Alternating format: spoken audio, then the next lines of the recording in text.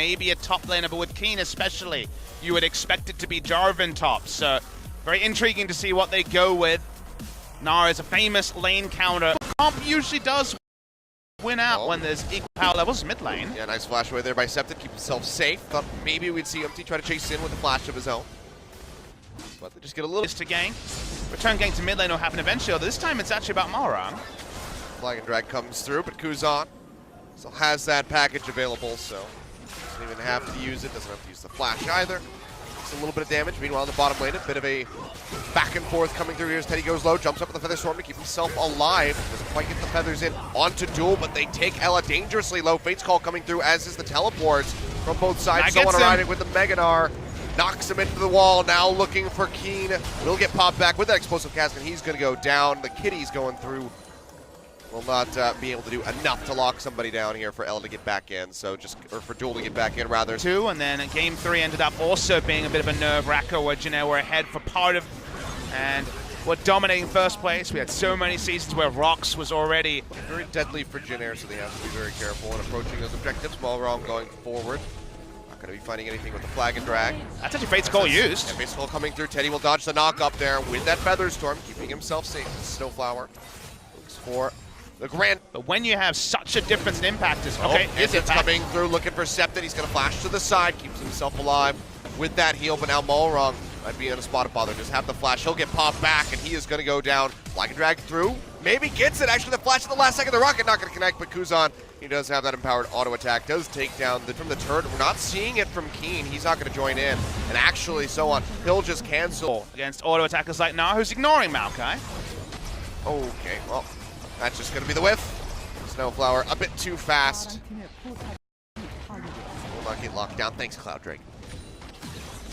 Maybe a bit too risky. Oh, maybe we'll find the opening here. Yeah, just go in. Cuts off. Septon gets popped to the side. And that's going to be a massive shockwave coming through here for Septon. Cataclysm thrown down as Teddy's trying to fire away, trying to trade back some kills. But they're all just going to go down, so on. The only one still alive, but even then, it's just for the moment. The final rend comes through, and ace complete. It's quite terrible. Oh, so on, going to get found. Jumps to the side. Fate's Call will come through. They'll pop him up and get the concussive blows rolling through. And, well, he built for lane. So sustain is not going to do a damn thing. Takes Duel down to half HP.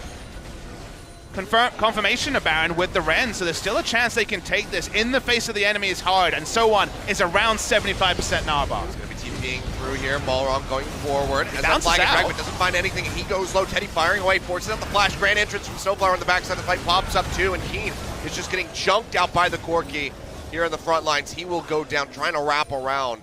That'll be a halt on the Baron attempt here by Everate. Maybe Janae looking for a little bit more. Snowflower pushing forward, looking for another entrance. Find it here in Malrang, and the spot of bother will be able to flag and drag over the wall to safety, but now Janae getting rid of the Maokai. Do they go for the Baron? Looks like the answer is going to be yes. The turn starts now. Malrang is super low and will complete his recall, so won't even chance a smite still down. Look at this damage to Baron. Yeah, they're shredding it. They haven't even picked up the Mountain Drake yet, so that will be the Baron going over Janae. Still going to be in the driver's seat. Feather Storm coming through. Dissonance hits for quite a bit of damage there from Septon over the wall, but Baron is a TV show about Baron going bad. Illicit materials. What is Baron producing in this story? I don't know. Something weird that he could sell in Zaun or one of the other kingdoms. No one was guilt-free in that one. Everyone was guilty. Oh, Kuzan, he's going to get caught. Flash forward. Interrupt by Umpty. Nice stuff there. Body slam will go ahead, knock him back. Feather Storm down by Teddy as the Glacial Fissure comes through. Here comes the Kitties. Concussive blows in onto Umpty. He might fall. He will as Duel finds the kill, and he's still very healthy, just firing away. And yet again, they might have done a double kill going over to the Callista. TP will be coming back in here from Kuzan. Stun thrown down, connects in onto Keen, and he will fall. As Kuzan finds the kill. Teddy going forward, finds one, pops Ella. Now looking for a little bit more here. Septon sidestepping on the boomerang, keeping himself safe from being slowed up as Malrang goes forward. And the Rend and the Dissonance will come down. They find another kill, but they're still losing out on the Nexus turrets. And this could just be one of the sloppiest ends of a game that I think I've really ever seen in LCK as Janae looked to finish this one off, but it's just so on and Kuzan and so on. Maybe if he could change, maybe if he could get into that Meganar form. Way to bring in 3 waves of super minions to end the games. I believe in you. That's a really bold statement. There's only 2 at the moment. I would like to believe in them, but I just can't. He's being cleared out here. Duel doing his damnedest. We'll be rending away these super creeps so far. Are doing a pretty decent job, but there's going to be that third wave coming in. Engage coming through as Balrog jumps in onto Teddy. Featherstorm keeps him alive inside the Cataclysm for now, but he's going to get jumped on. Shield coming down to try to keep him in the fight, and so far it is working out, but Duel does have the Ren stacks coming through, does take him down, and now is looking for Kuzan, jumps to the side, around Snowflower, finds the double kill. Can he get the triple? The answer is gonna be yes, looking for a bit more as Malrong desperately tries to defend the turret, but he's gonna die because Soan has the double kill, but it's another near ace for Everate on the defense, but their Nexus is now exposed. Jinner's reward for their solid early game is that they can throw themselves into the hands of Everate multiple times, and yet the Nexus is exposed. The super minions slaying Malrong after his initiation onto the no flash, no heal Teddy continue to get free objectives, and they just need a couple of kills to end the game. Absolutely insane from Duel. He's the one that has had some of the greatest struggles. Attacking down the Nexus for free. Advance goes down onto him. He's getting ready to transform. Nature's Grasp coming through, and Kuzan's on the backside, just backdooring this. They will all in on the Corki. They pop him back into the fountain, but Snowflower is here, and he'll go ahead get those final auto attacks through, and Jin 40 minutes, 45 seconds. Will win game 1. There's a big smile on Snowflower's face, but honestly, no one should feel good about this game. Other than Duel. That lane, you could take advantage of Tristana pressure. That's when we've seen Tristana's deal best. Now the Kha'Zix, who already caught some fans. Always good. Speaking of getting caught. Well, that's going to be a Dark Binding coming down onto Malrong. And he will have to take the leap. Jumps out, keeps his flash. Potentially a nice angle bot lane, but he's not going to be there for this. That's Eddie trying to jump away here. Takes a bit of damage from that satchel charge. The sun comes through in onto Snowflower. He's got that last second rend. Try to... Yeah, Duel is decently far away with the binding connected. Now Keen getting jumped on here. So on. The damage coming through is just immense. He'll flash in. He'll just finish him off right underneath the turret in the solo kill. So on. First blood. I mean, Keen, he does have the ultimatum ready to go. They will be looking for the dive in perhaps. TP coming through here as well from Kuzan. The ultimatum gets dropped in onto but he immediately exits. Void rush forward, just trying to finish off this Camille. Gets the pop-up shock blast coming down. Rocket will hit one more auto, will finish him off. Has to get the flash in as Teddy goes dangerously low. Duel flashing in underneath the turret in the bottom lane. Comes up with the kill, but the Dark Binding is there in the end from Snowflower to go ahead and make it a 1. He is still very far behind the Rek'Sai. We will focus on the action top side. This is a face check from Snowflower. You don't want to black shield yourself when you go into that brush, because then the headbutt pulverize will come onto your carry. Teddy falls so densely low, but have to imagine Duel didn't have the mana. And you also get the preferential back for Teddy and Snowflower in bot lane.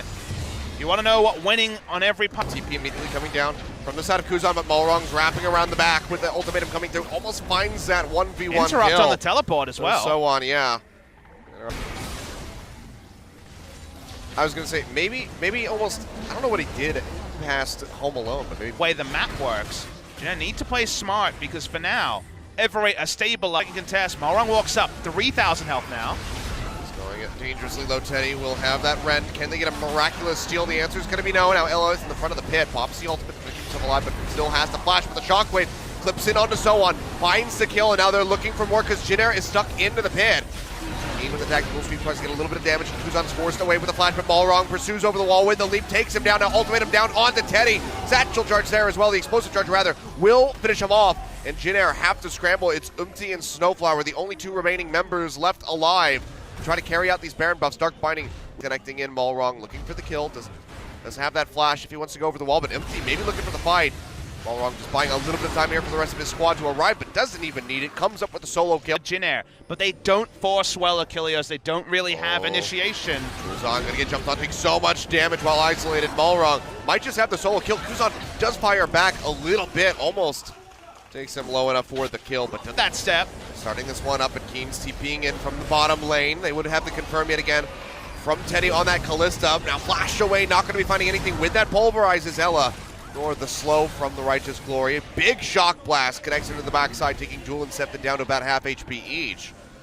Do they go back in for the Baron is going to be the question. However, it looks like the answer is going to be yes. Malrong stealthing his way in from behind, looking for an opportunity in. Except that it takes another shock blast in the face. Dark Binding not going to connect, and the Baron will reset a second time.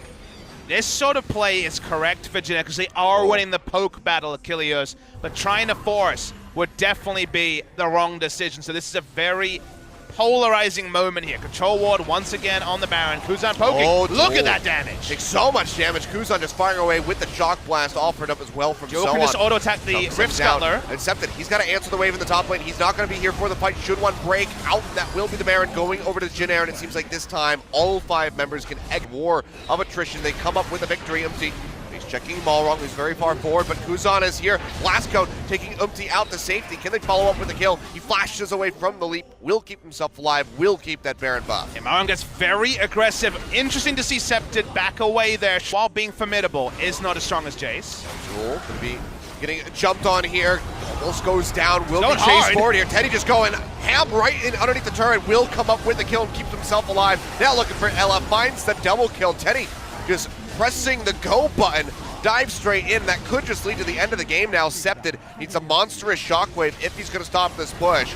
Dark Blast connects, doesn't take too much damage, but the turrets under fire are just falling so very swiftly. Dark blinding in on the Malrong. He goes low. Keen dashing forward, tanking up in the front lines. He'll take a little bit of damage here from Kuzan as a response. Aim But now exposed just into one more life. Nexus turret. Yeah, right. The minion waves are crashing. They're turning Getting Scepted. jumped on. Shockwave comes through his head. He goes low, but he still keeps himself alive. Just able to kite back. Nexus now exposed, should be going down. And off the backside of Teddy saying go in, Jin Air will finally be able to finish off that game. 40 minutes in, they come up with a victory. Teddy was the star of spring season when Jin Air didn't get many